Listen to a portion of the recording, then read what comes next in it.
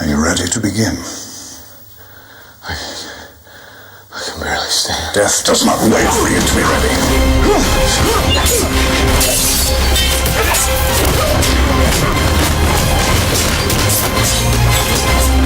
I am gonna stop you. You never did learn to mind your surroundings.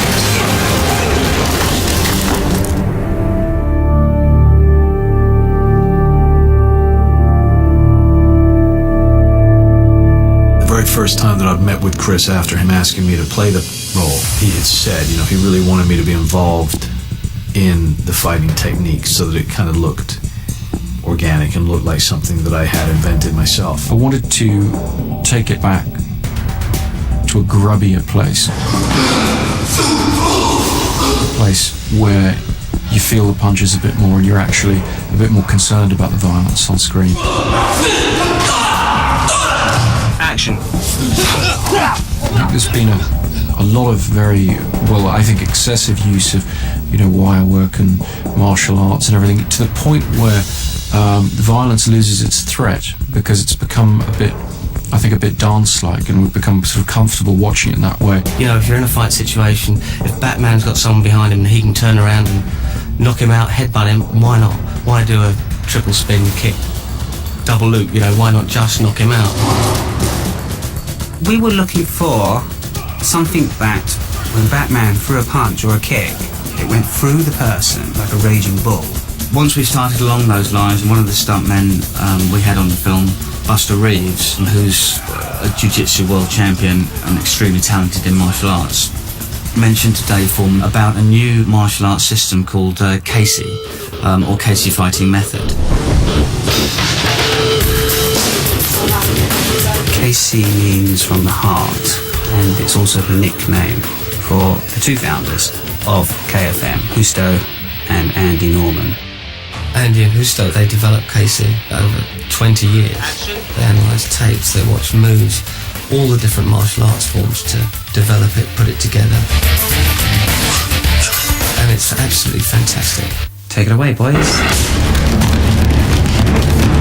Throughout all the fighting movies, we've seen the traditional Taekwondo, Muay Thai, the karate. We've seen all that, but we hadn't seen KFM.